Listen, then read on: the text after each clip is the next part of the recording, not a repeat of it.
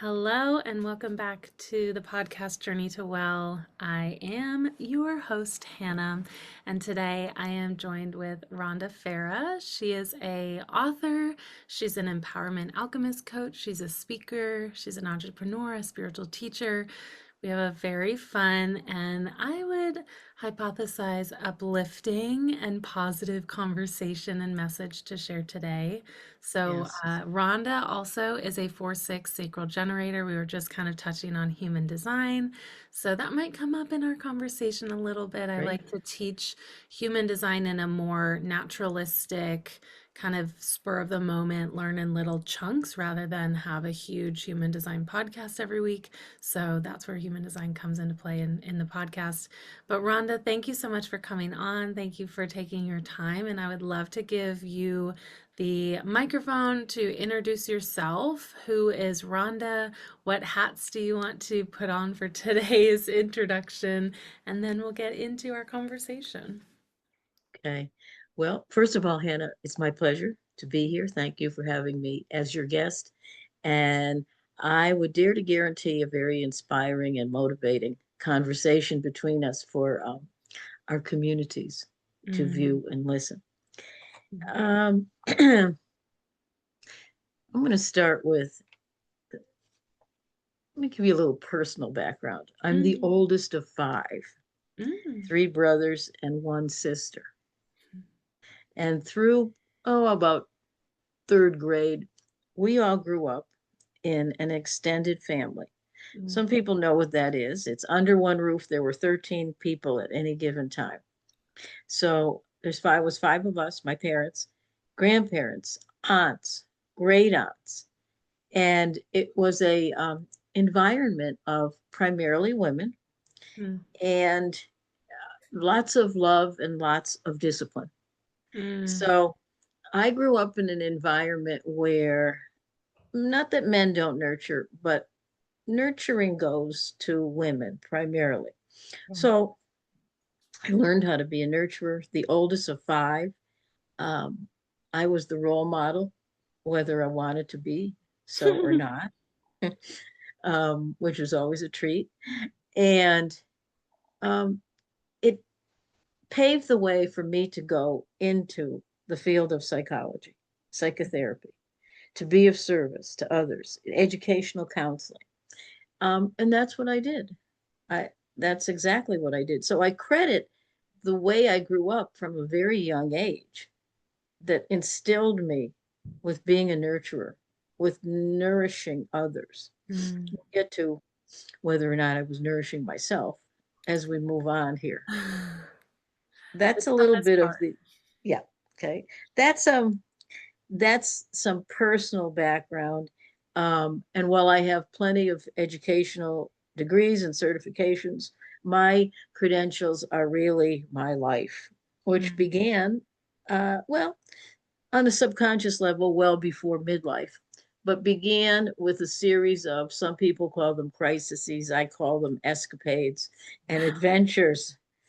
Yes, adventures. Love that. Okay. And they include incarceration, Mm. breast cancer, uh, a minimum of two divorces, very close together, and financial collapse. Wow. So I learned two things. First of all, I call it God. I was raised Judeo-Christian. Whether you call it universe, source, spirit, the divine, that essence, that presence was trying to get my attention Mm. early on. And I just was not listening.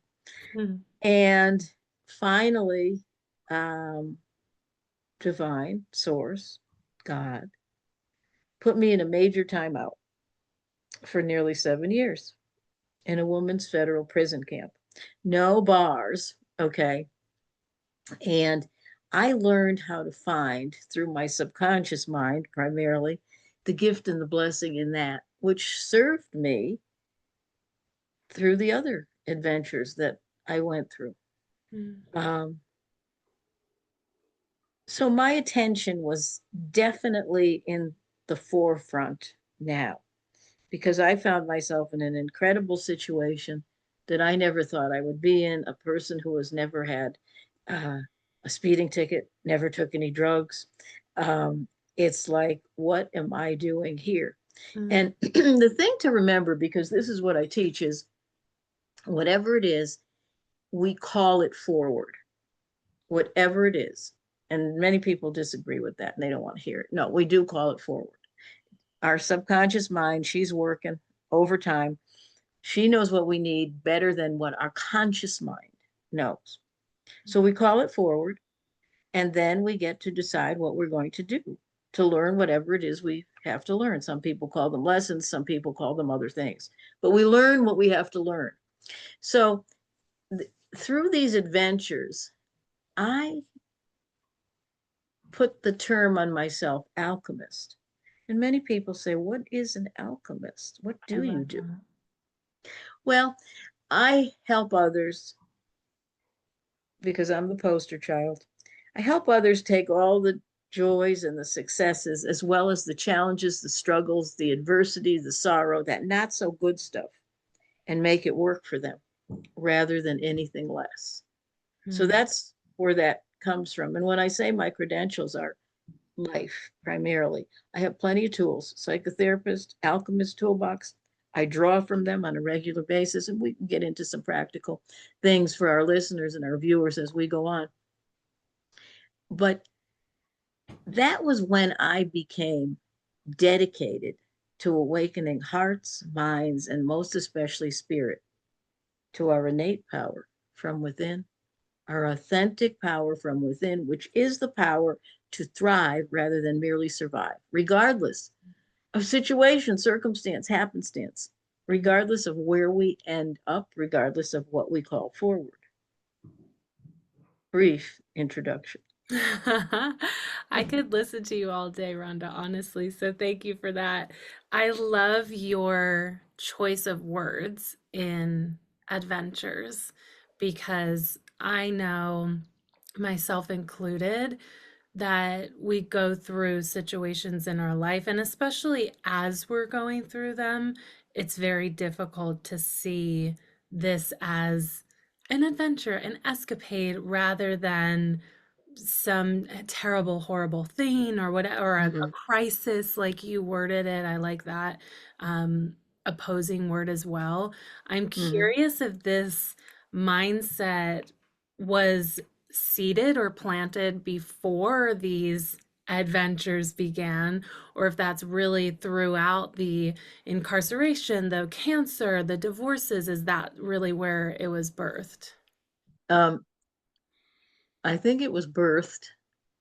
We all have our script. It was birthed well before any of Mm. my adventures. And it was looking to come out, but Rhonda wasn't cooperating. Mm. And that's why my attention had to be gotten. And I think everybody's attention is gotten one way or another. It starts with little pebbles that cause ripples, then maybe a 2x4 has to come out. And I got a brick. Okay. I got a brick because God, Mother and Father God said, I won't use any expletives, but It's okay. this woman is not listening. Yeah. She's not getting it. She's going in a major timeout. And I did.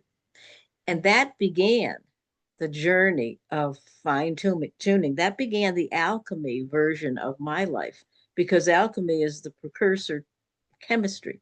So when you are alchemizing, it's like you take these rough stones and they get turned into a gem, Mm. precious metal or otherwise. And that's exactly what happened. Now, I didn't plan it. Mm. Again, subconscious mind, but I called it forward. I wasn't conscious of what I was doing, but I was calling forward what I needed to be the best version of myself, which everyone can do. And hence, that's when my brand changed Mm. 4 or 5 years ago when I really got serious about this.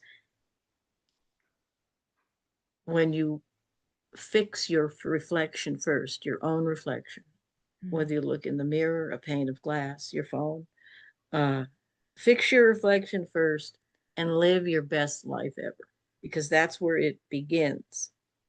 If and I talk a lot about self-love, liking yourself, self-respect. Mm. Ooh, there's my God breath. You'll hear that throughout the Love it. course of this conversation. My God breath indicates this is what you should say. You're on the right track. Go Mm, for it. People need to hear certain things. So I got real good at listening from within, and I got real good with learning how to appreciate myself, with mm, learning how to love and appreciate myself just the way I am now, just the way I was, mm, learning how to fall in love with who I am becoming. And that is something that I think our listeners and viewers would like to know how to do. mm. Yeah, I would really like to dive into that because I first of all, I love this tagline, if you want to call it, your branding Mm-hmm. of fix your reflection first. And something that I know that my community and I think the world really loves learning about. My kind of languaging is learning how to trust your intuition, learning how to trust that inner voice. And I use it through the lens of human design, oftentimes, which is a really Yes, beautiful tool.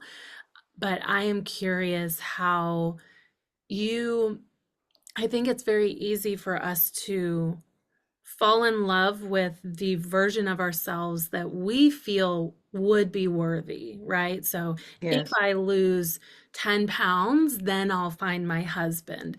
If I get this degree, then I will get my dream job. If I buy this car, then my friends will find me, more powerful, more attractive, whatever it Mm-hmm. is. It's oftentimes this if then statement.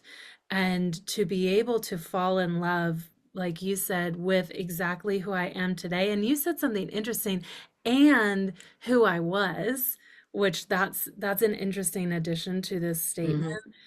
Mm-hmm. That I would argue is our life journey, is our life lesson, is falling in love with who I am in this moment and trusting and believing that I'm going to be in love with myself tomorrow and in love Yes, with the version of me a year from now, which may or may not have the things that are on my manifestation list of right. getting the job and getting the husband and moving to this new area. So Right. and we can get practical here. I love tools. Um, how do we begin this journey of fixing our reflection first? And really, what does that mean to you? And how has that shown up in your life? How did that alchemize throughout your life? Well, I think the how it has shown up in my life is I may have thought it, but did I really, and believed it, but did I really know it? So to Right. know for me that I was whole, perfect, and complete, even with the adventure of women's federal prison camp, even with the adventure of breast cancer, Mm, uh, even with the divorces, the financial collapse, I'm still whole, perfect, and complete, just the way I am. So maybe I was looking all those years before my adventures.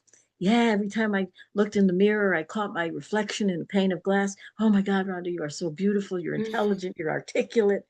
Geez, you love to cook. You love to garden. You're athletic. I've been a distance runner for 50 years now. And it's like, did I really know that? yeah. I was saying it. Probably not. Hmm. So I called forward something else, lots of stuff that were things that I are proud, the not so good stuff. I refer to them. I don't think anything is uh, negative. Mm, I think it's not so good. It's not what we mm, expect. But my point is, I was getting in my own way.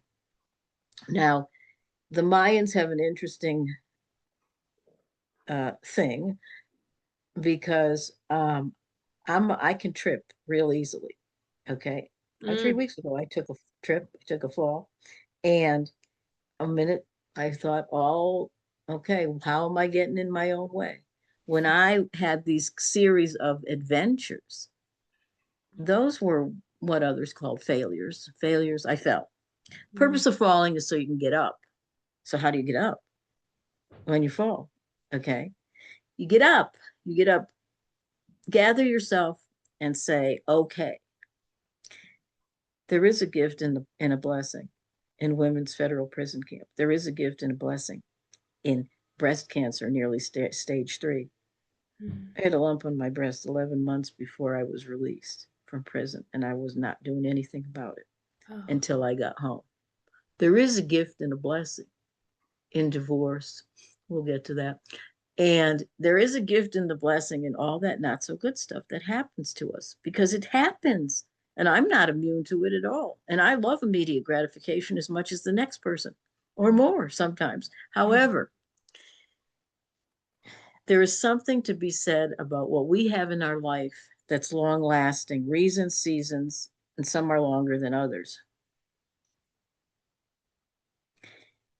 When it takes a little longer to get where we think we want to be, we may be getting in our own way, and it's much more long lasting. So when people say to me, well, if you could have changed these things in your life, I know I would have had everything just the way it is. Just the way it is, because I learned about myself. So as I went through these escapades, these adventures, I noticed something about myself. The very thing that I had lost way back when, my sense of self with a capital S, was now emerging. The onion skin was being peeled away. Okay. When you peel an onion, there are tears in most cases. Through all of my adventures, I had tears and I had laughter, and that's a sign of growth. So anybody who's crying or laughing, you're growing.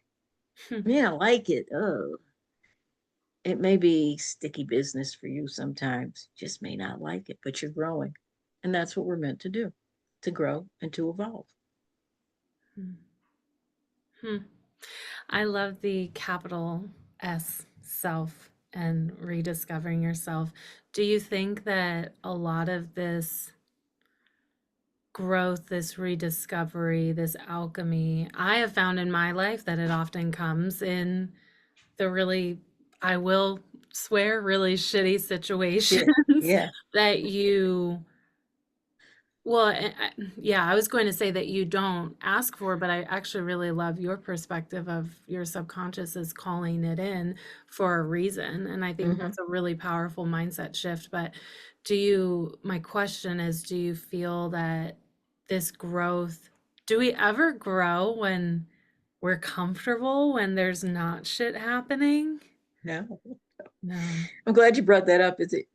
I'm writing my memoirs and they'll be done spring of 2026. But the name of it, the working title, is Growing Where I Am Planted. Mm. My journey in consciousness to transformation. My journey in my consciousness to my transformation. And you know how I came up about that? I'm in Colorado Springs right now, and I will be in Connecticut before the end of the year, which is where I grew up. And I'm running around in Colorado Springs about 3 years ago, and here's very weird weather. It snows, but then it melts. So it snowed, but it was the time when things were blooming. And here I am running along, and in between the curb and the sidewalk somewhere, I was in the street, in between the curb and the sidewalk, I looked to my left, and there is a marigold Huh. coming up. And I said, oh my God, I took a picture of it. And that hence growing where we are planted. Now, those are pretty adverse conditions for the Mm. marigold to say, oh, good, spring is here, wherever that seed came from. I mean, it's hard enough. It's not, it's in this weird soil, kind of, sand between the curb and the sidewalk, but it's still beautiful. It's growing where it's planted. And the way when we all have the shit going through our lives, because yeah, you said it very prolifically, that's what happens. I help people take the joy as well as the shit and make it work for them rather than anything less. Mm. So, to grow where one is planted, one must find the gift and blessing in whatever they're going through. And you're right, it's more times than not.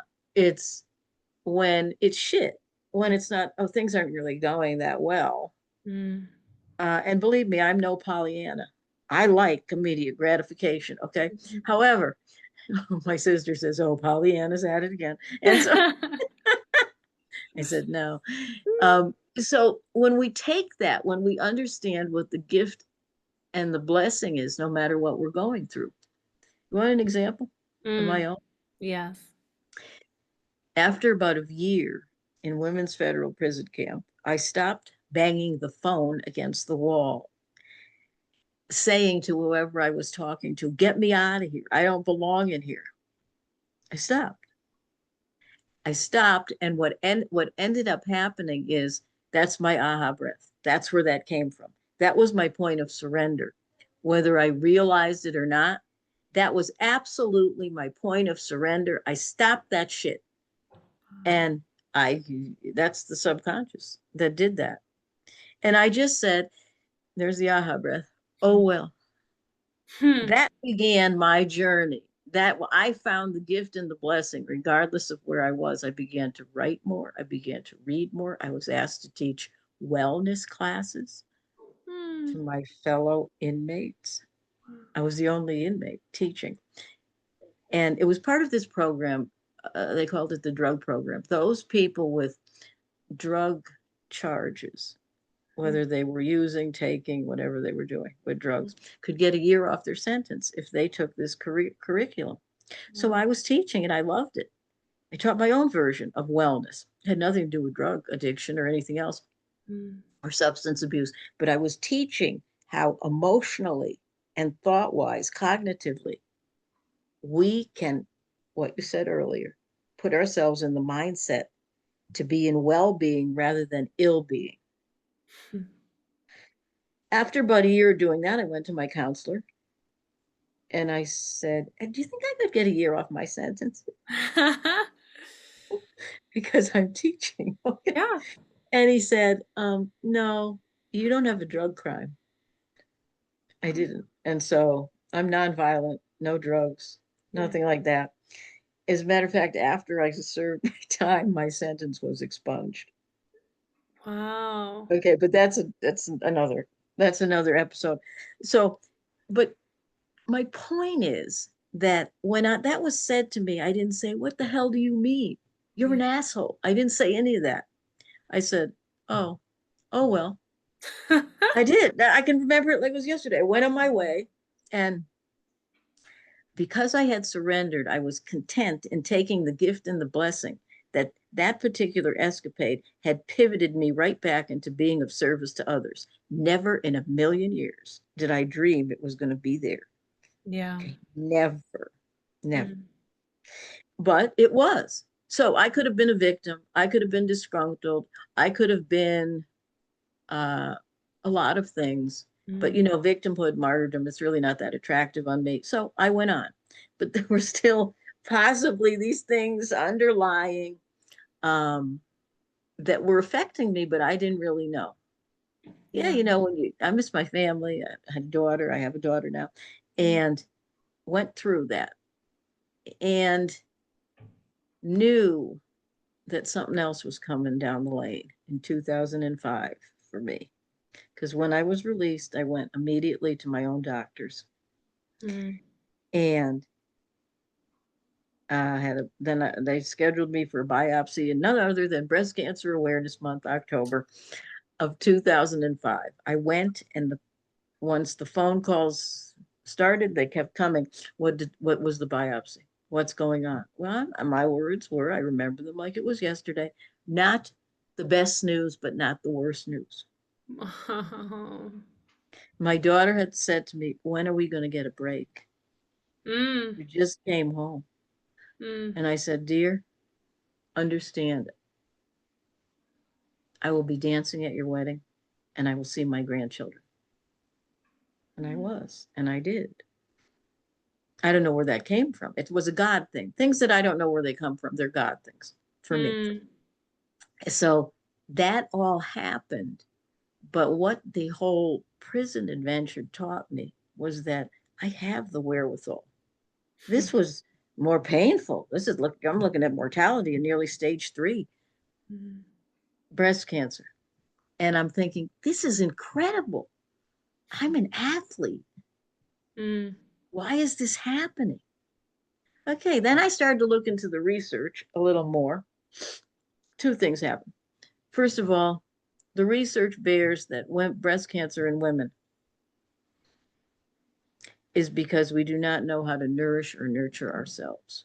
We're good at it with everyone else. But when it comes to us, not necessarily. And my hand goes up for that. Yeah. I wasn't nourishing or nurturing myself. Yes, I was taking care of myself. I was in great health and the whole thing. But what was going on for me? Maybe Mm. I felt less than. Maybe I felt like I was not enough. That's how, as women, we go there. Okay, we go there. Yeah.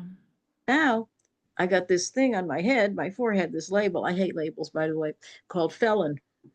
Mm. Okay, let's add that to the not enough. Okay, let's add that. So it was then that the alchemy hat really was put on. And another thing happened. I don't like hospitals. I don't like doctors. And even though the surgeon said this can be chemically treated, that meant chemo, uh, that was still music to my ears. I don't want to do it. Okay. I didn't want to do any of that stuff Mm. in the hospital and the cutting and the radiation. I don't want to do any of that. Yeah. Um, so a friend of mine came home and gave me a card to a medical Qigong practitioner. More music to my ears. I went to see him, and 3 weeks, it was a series of chanting, uh, prayer, Mm. some changes in the diet. And at the time, I had dogs. So here I am chanting in front of a huge mirror, a whole wall of mirrors, and the dogs are howling. It was the vibration. That was what was happening. And that was what was supposed to happen. So about 3 weeks, this person says, go back to your oncologist and have another ultrasound because Western medicine has the best diagnostic Mm. techniques. Went back, my daughter's with me, and my oncologist, she says to me, Rhonda, I don't know what you're doing, but you're shrinking your tumor. Wow.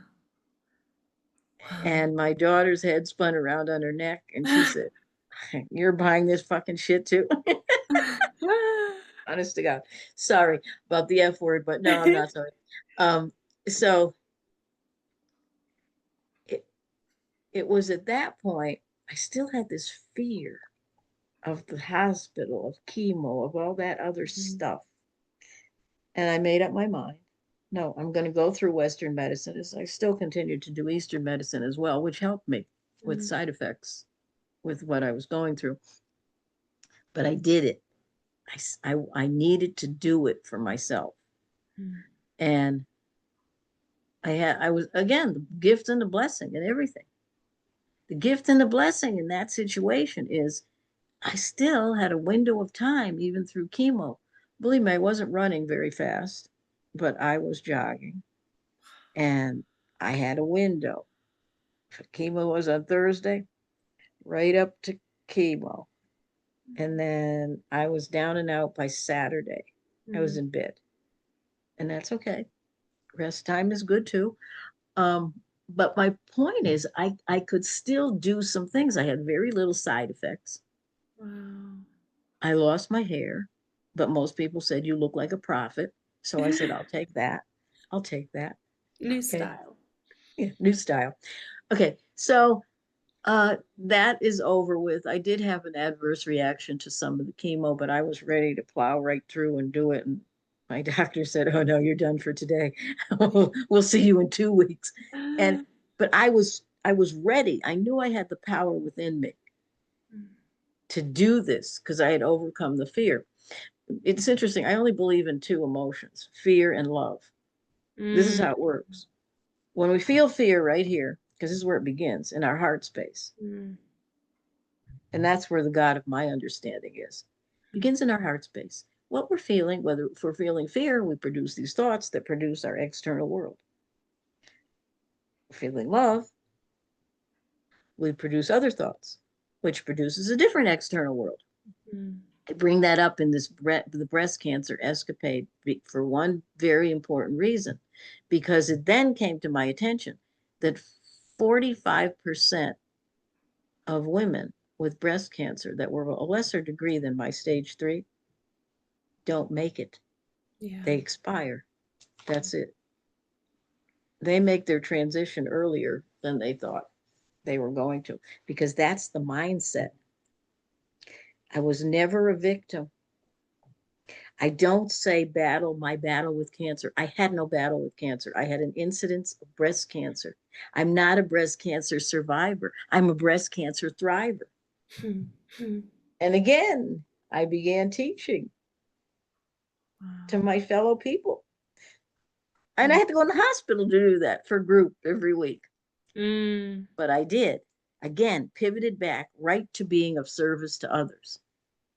It was a long serendipitous route from prison to breast cancer and then the rest of the stuff. But my point is, I found the gift and the blessing. At least I was open to that.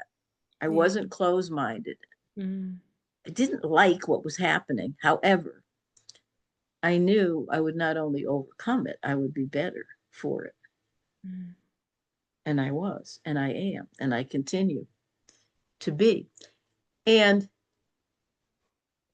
I finished my chemo, and then comes to the day of cleaning out margins. Once again, my daughter was with me. It's my right breast. I have a wonderful uh, incidence of breast cancer scar there, and no one's ever complained. And I love her just as much as I love this one. Mm. So I went, I'm in the surgical center in beautiful Monterey, California, and I have the best breast guy there is, my surgeon. That's what he was referred to as in all of the Americas. And I said, okay, I'm lying in the gurney and looking out the window on a beautiful day. Nurse comes over, who would later be my OR nurse, and she said, Rhonda, can I get you something? I go, no, I'm just having a little talk with God.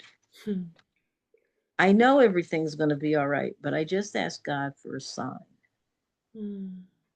She's looking at my hair and she goes, oh, your peach fuzz coming back, growing back fine. She pulls her skull cap back. This is my OR nurse, I found out. Pulls her skull cap back and she says, maybe your hair will grow back like mine did. Oh. She had gone through the incidence of breast cancer. She was my sign. You're going to be all right, Rhonda, because there's more work for you to do. It's time, Rhonda, to take all your messes and make them into a message to help others. Mm. That was a very explicit sign, Mm. very explicit sign. And I remember her till today. But, and here's the other thing, don't be afraid to ask. I don't care who or what you believe in. Ask and know that you're not alone. You're not alone. Ask. Knock, and the door shall be open. Mm. Ask, you shall receive.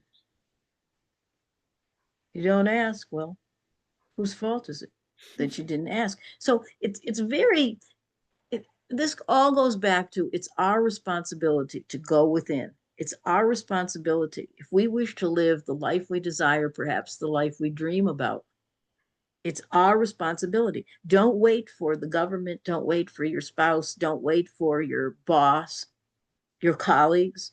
Mm. It's you. It's you. You cannot change anyone, but you can change yourself. And watch. When you change something about yourself, even a small thing, Mm. watch how everything and everyone changes around you. Mm. It's largely the psychotherapy hat came off as well because I got tired of people saying to me, why is it taking so long? I had a very lucrative practice in Connecticut. Why is it taking so long? Why can't you fix it?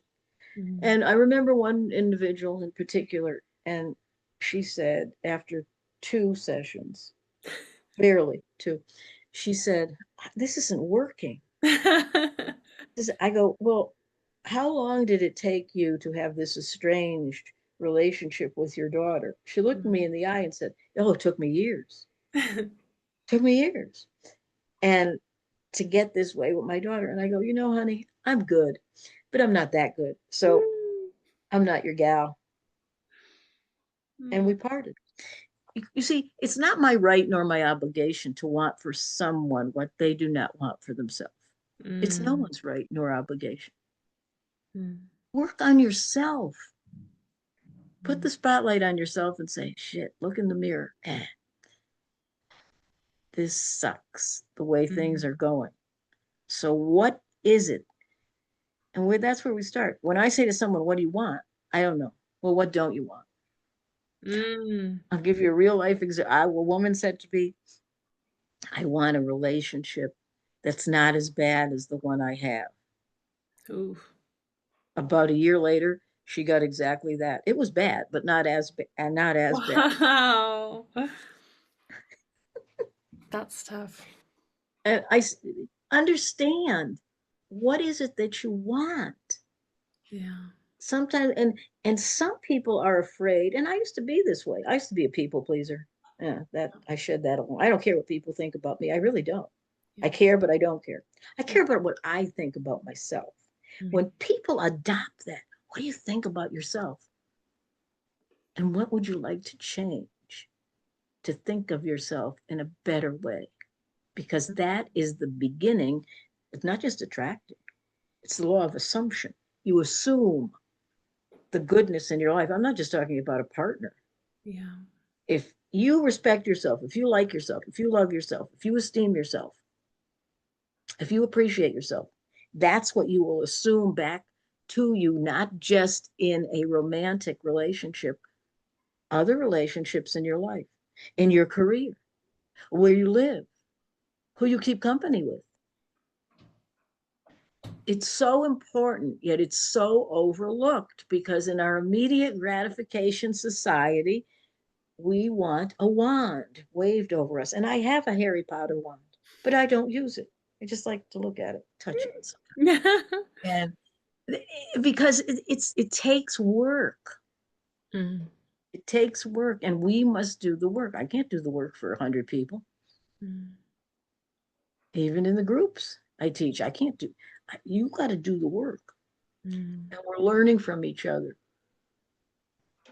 I learn as much from my students and participants, or maybe more, than they learn from me, because I I'm say that. open. I'm open. Yeah. I say that all the time that I learn Mm-hmm. so much from the people that I work with. And I really do feel that the things that I have called in the quickest, that law of assumption, I love that. It really does go back to our mindset and our belief systems and the stories that we tell ourselves. I always give the example of um, there's a moment in my life where I found myself leaving a 7 year long relationship in a city that I had lived in for about 3 years, but really didn't have any community, didn't have any Mm-hmm. friends. And so I still wear this necklace. If you're watching the video, you can see it. It's just Yes. a little like tent actually with a diamond in the middle. Yeah. Uh-huh. Um, but I bought this. It was from a company and they send you a little like write up. So the title of this necklace is Tribe. And it talks Right. about your tribe and how you call in the people of your life. And I set the intention that I am going to build my tribe here Mm-hmm. in Jersey City at that time. I'm going Mm-hmm. to build my tribe where I am, a physical one, because I have beautiful, amazing friends, and they all tend to be in the other areas of my life that I've lived. So at that time, North Carolina, Georgia, New Hampshire. And and I never once had this story in my mind that it's hard to make friends. And I Mm-hmm. know that that's a story that a lot of adults, I'm going to say adult women, but adult men, Yeah. just adults in general, a lot of adults tell themselves because it is work, right? Yeah. It's not I don't even want to say it's not easy. It is work, but it was never the subscription that I paid for to tell Right. myself that it's hard to make friends. And I did. I made beautiful friends, and then I moved to different areas, and now I'm in New Hampshire, and I continue to find these beautiful, and I love that assumption. I assume Mm-hmm. these beautiful people in my life, and all of that to say that all of the things that have come most easefully to me are things that I never doubted in my mind. And it's the things that I doubt in my mind and the stories that I get caught up in. It's going to take this amount of time, or I need to get this degree before I do this thing. Those have been the most complicated. And I don't really know, kind of like you, I don't know where that came from of like, it's not difficult to make friends. Whereas other things in my life, I know that I overthink, overcomplicate, hold Mm. myself back from. But yeah, that's what I was thinking about when you were sharing your stories. It's the things that we believe. And we have to do the work sometimes to believe them or work through the fear that you were To saying. know, to Fear know. to know. You make an interesting point when you say you were overcomplicating Mm, things. And, we all do it. And this is because I know the people that consult with me, that I coach, audiences that I speak with and to are, well, this is what I want, but I don't have any idea how I would get it. And the first thing I say is, don't worry about the how. And the second thing I say is, detach from the outcome. If mm, this is what you want, write it on a piece of paper. yeah. It can be for your eyes only, but write it, because 95% of us learn visually. Mm, Write it on a piece of paper. And don't worry about the how, but listen, because you are going to receive. You will then start calling in, receive. You're not going to chase. There's a difference between chasing and receiving. If mm, you keep chasing, you're never going to receive. It's like you're chasing it away. You're chasing your mm, blessings away.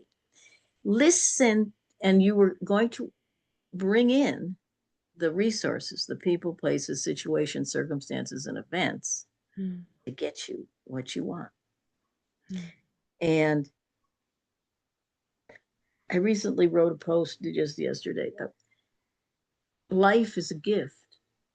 It sometimes gifts aren't wrapped with a bow, mm, but it's a gift. mm, So understand that your failures, relationships, whatever you've been through, etc., they're gifts. yeah. I had a string, whether it was divorce or failed relationships. I needed to stop a pattern. And that was about the time I was looking in the mirror and saying, ah, I'm assuming that I'm not enough. And this is who I'm attracting and assuming into my life. This is what I'm receiving. Mm, And believe me, I'm very grateful for all my failed relationships. I am. mm, It's two of them are from women. mm, And I learned, I thank them very much, because I learned how to love, appreciate, esteem, like, and mm, respect myself. mm, Without that, it couldn't have happened. mm,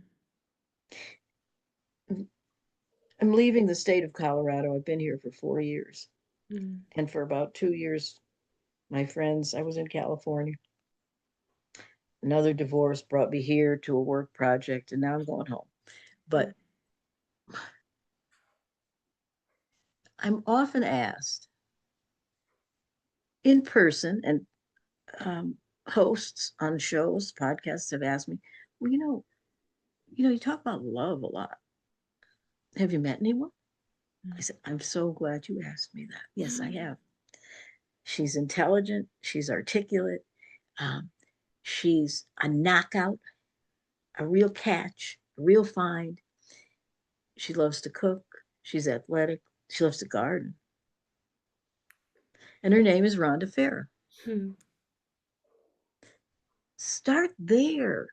mm, Start there, our listeners, our viewers. Start with you. mm, I'm not saying I'm not open to love. However, it's going to be a different version this time. And I will assume into my life someone who loves himself. mm, That's it. And I'll leave them alone to love themselves, and they'll leave me alone to love myself. And then we'll come together mm, and fall again in love with ourselves and each other. Mm, That's how it happens. mm, That's what the alchemist says. mm, Okay. yeah. I want to, there's a tool, because not only am I asked, what is an alchemist? Who are you? Mm, I'm asked, how you talk about living an empowered lifestyle. What is that? How do I do that? I said, mm, well, I'm an alchemist. I have a formula for you. mm, Here's the formula: gratitude plus forgiveness equals living an empowered life, living the life you desire, perhaps the life you dream about. Go back to the formula here. Okay, gratitude. We're all into that. You know, I write it every morning and every evening, from the smallest to the largest things. You could say it, but okay, gratitude, everybody can go along with that. Sometimes not that easy to look in the mirror and say, okay, what do I like about myself? What mm, am I grateful for? mm, What what lately have I said to myself, and has someone said to me, regarding how grateful I mm, am, regarding how grateful they are for me to be in their life? So gratitude's okay. Now we get to the sticky bun here: forgiveness. mm, Oh boy, forgiveness has got a real bad rap. Okay. mm. Have you ever heard someone say, I would never forgive them Yeah, for what they did to yeah. me? I said, well, you must if you want to live an empowered life. If you want to, that's your choice. Mm, What do you mean? I said, let me give you go into my toolbox, and I'll ask an audience or a client or the group that I'm teaching, get out a piece of paper. Mm, that can be daunting for some people. mm, And you're going to have two pieces of paper when you're done. The first piece is write a letter to yourself and forgive yourself, because again, that's where it begins. yeah. Oh, but it was so and so's fault. I said, we're going to get to them in a minute. However, write a letter to yourself. I'll use myself as an example, if I may, Hmm. for our viewers and our listeners. Yeah. Dear Rhonda, I've been meaning to write to you for some time. First of all, how are you? Mm, Okay, there's the aha breath. Rhonda, you know, when you went to prison, when you never did your due diligence, and you were so stupid you got left holding the bag. mm, Do you when you got breast cancer? When you got breast cancer, Rhonda, when you had multiple divorces or failed relationships. I know you did not mean to hurt me. I'm writing to myself. No, you did not mean to hurt me. And I forgive you. That's it. Do what you want to do with the letter. Rip it up, put it down the garbage disposal, flush it down the toilet, burn it, do whatever you want. Let it go into the wind, rip it up though. mm, And that's that. Now you have forgiven yourself. It's done and over with. Next, letter number 2. This causes massive shifting in seats, although no one has ever walked out of a room. But they have cut me off on the Zoom and say, get the letter. Here's the letter. I want you to write to someone who has harmed you, who has hurt you. I mm, want you to forgive them. Can't do it. Won't do it. mm, Well, wait a minute. You don't have to mail the letter. mm, Kind of relief. Okay, a sigh comes over. Let's write a letter. Dear person who has hurt me, remember when you betrayed me, you cheated on me, you caused my financial collapse, you disrespected me. See, you've come. It's all right. It's good. I know you did not mean to hurt me, and I forgive you. Boom. See, forgiveness need not have a bad rap, because what people assume is that if you forgive them, you're letting them off the hook.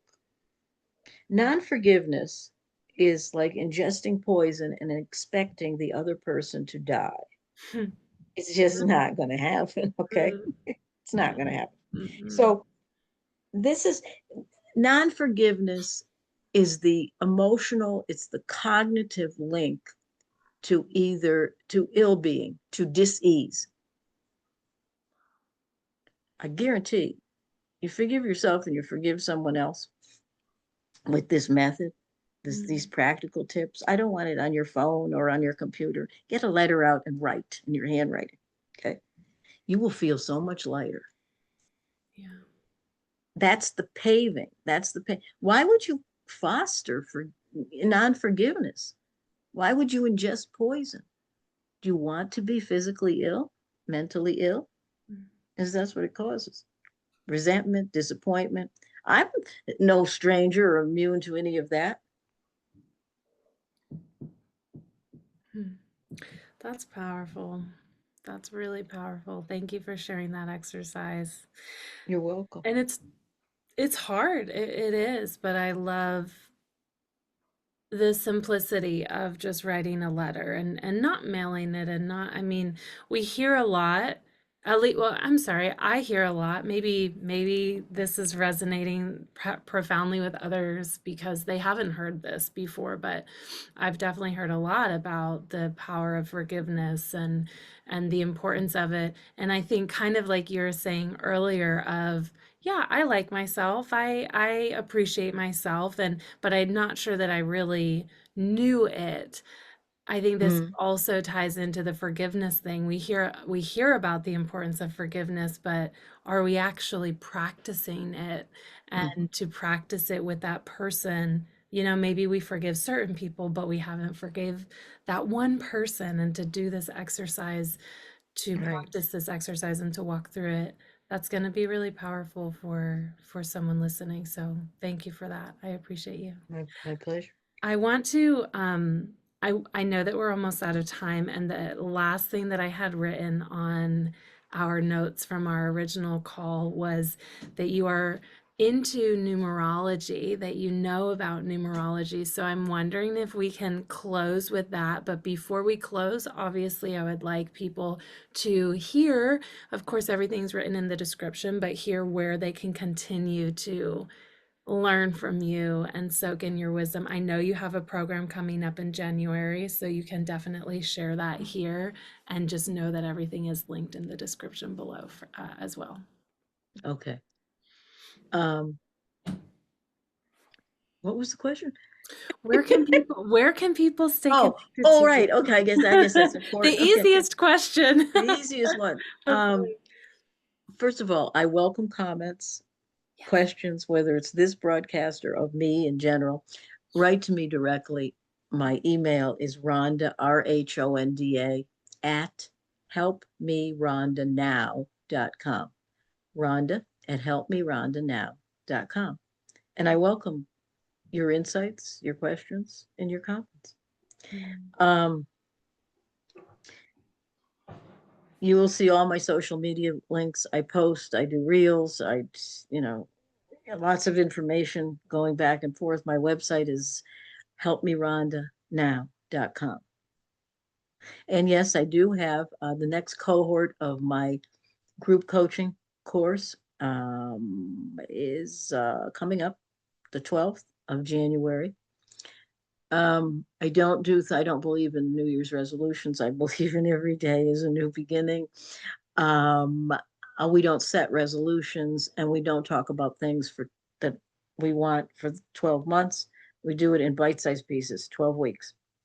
So the link will be in the description. Go there, peruse that. If you'd like to register, get in. I usually only take 15. If I get more, then I will start another one at the same time. But you will see the link in the description box. And again, there's a place to reach me if you have any questions about that. I deal with it directly with whoever's asking questions. And before we get to the numerology, because it's absolutely one of my favorite things, I would like to leave our viewers and listeners with a couple things. May I? Yeah, absolutely, please. First of all, we've talked about a lot here. Mm. Whatever it is you're going through, Understand that you are not alone. Reach out, whether it's to me, whether it's to someone else, a confidant, a practitioner. Reach out. You are not alone. The choice is yours, but you are not alone. And whatever you're going through and whatever tunnel you happen to be traveling through on this journey we've all been graciously placed on together, understand that that light at the end of the tunnel is not a train. That light is the light, the guidance, the way, the truth. To be the best version of yourself if you choose to be. Mm. And finally, my invitation to everyone, whether I'm hosting or guesting, is to treat life as if it were ice cream and enjoy it before it melts. Ooh, I love ice cream. That's probably the best analogy. I might have to steal that from you, Rhonda. Yeah, please. Yes, please. Co-opt it from you. I will quote you though. I won't steal it, steal it. Please. I I now feel like I'm definitely a member of your tribe. Yes, So you are. showing me your pendant. Yes, you may take whatever you'd like. Oh, thank you. Oh my gosh, beautiful lessons. Thank you so much for coming on. Let's take a couple minutes for numerology. This is something that, I have like a life cycles book. I've been interested in numerology, but haven't ever really dove straight into it. And what I kind of want to talk about, not necessarily the history and all of that, but I know that you said this year is a 9-year. So if we can just chat a little bit about what that means. Are we going into a 9-year in 2026 or this, like the next This couple is the months? 9-year. Okay, and Yeah. then we're going into a 1-year. Yes, we are. All right, so whatever you feel like sharing. I just feel like for some reason we have to talk about this. So there's something that you have to share. My biggest takeaway and my biggest message for those listening and viewing, 9-year. 9 is endings, so that new beginnings. Okay, we have less than 60 days left in 2025. Still time. Okay. My suggestion and invitation is that to release whatever is not serving you. I'm not saying to go get a divorce or anything like that, but start with yourself. Do you have some habits, the mindset, things that are not healthy for you? It's different for everyone. Okay. Begin to release those. Set an intention to release it. When you release it, also accompanying it with what you want to receive. Releasing, we must get off our proverbial plate what is not serving us. It's like going to a buffet. Okay. No stranger to buffets. I grew up on these in New England. Okay. So you load your plate with all the stuff that's not that healthy. Okay. So how can you fit the healthy stuff? I'm a sushi gal. I'm a raw clams, oysters, things like that. And what's going to happen is before you get back to the table, you got no room and you got this balancing act of stuff that's really not going to serve you. It's different for everyone. I'm not looking down at anyone that doesn't eat raw clams. Okay. So, not at all. People are probably looking down at me saying she's nuts. But you get my point. Remove that which is not serving you. It may be a little tough. Yeah. I removed the news and the newspaper a long time ago. Okay. I love people, but I'm a very private person. Yeah. Some people see me on camera, they wouldn't guess that in a million years. I'm a very private person. And you see by the words I speak. Speak things that are facilitative of healthy changes. For myself, if you've heard them all here, or some of them anyway, a lot of them, and for others. So remove from your plate. And I have this rule. Some people think it's silly. Okay. New Year's Eve. Yep. I'll have a couple glasses of champagne, but I'm not taking into 2026 what I don't want to put into 2026. If I'm still doing things that I want to get rid of, at least make an intention to get rid of them. They're coming with me. into 2026.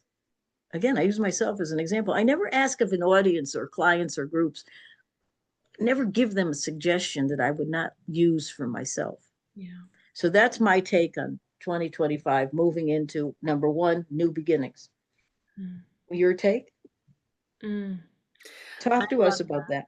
Yeah, yeah. Well, I totally agree with you with the New Year's thing. I'm not a big uh traditional set all the intentions and bite off more than you can chew, but I do I tie in a lot of like astrology too, and I always Mm-hmm. think of Scorpio is really the astrological sign that I think of because Scorpio really represents that death and rebirth cycle, and Mm-hmm. thinking of it as that death and rebirth, which is really actually a lot of what we think of kind of in that new year energy is what am I well, that's the invitation, right? Because we don't always think of it this way, but what am I letting go of? What am I ready to let go of? And I love your analogy of the buffet.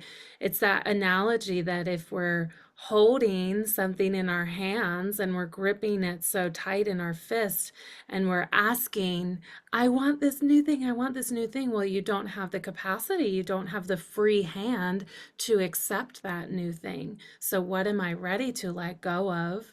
To then open my hand, open my palm to receive whatever I'm calling in. And it is Mm-hmm.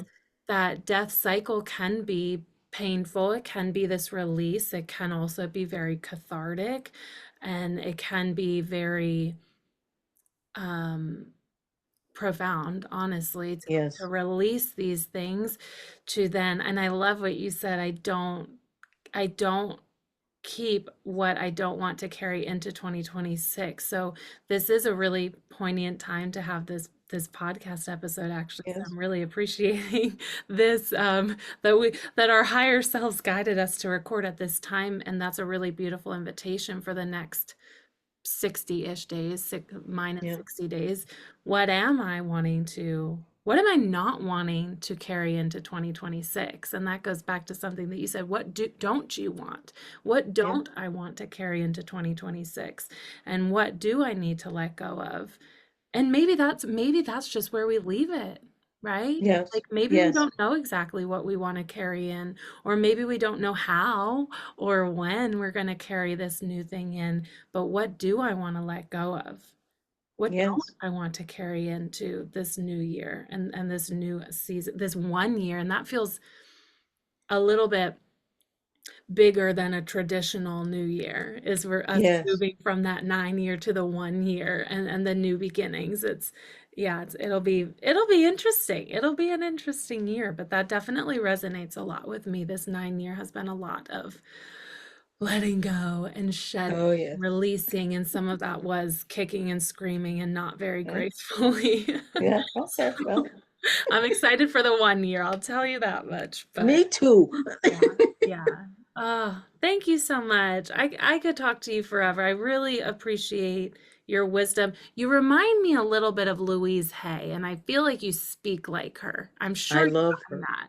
Yeah. The I have first all her 10 minutes books. you were talking, Yes. I'm like, she is exactly like Louise Hay. So thank you so much for this beautiful energy that you bring to the world. Thank you for your light that you shine. And thank you for Thank all you. the guidance and inspiration that you brought me and my community and anyone listening today.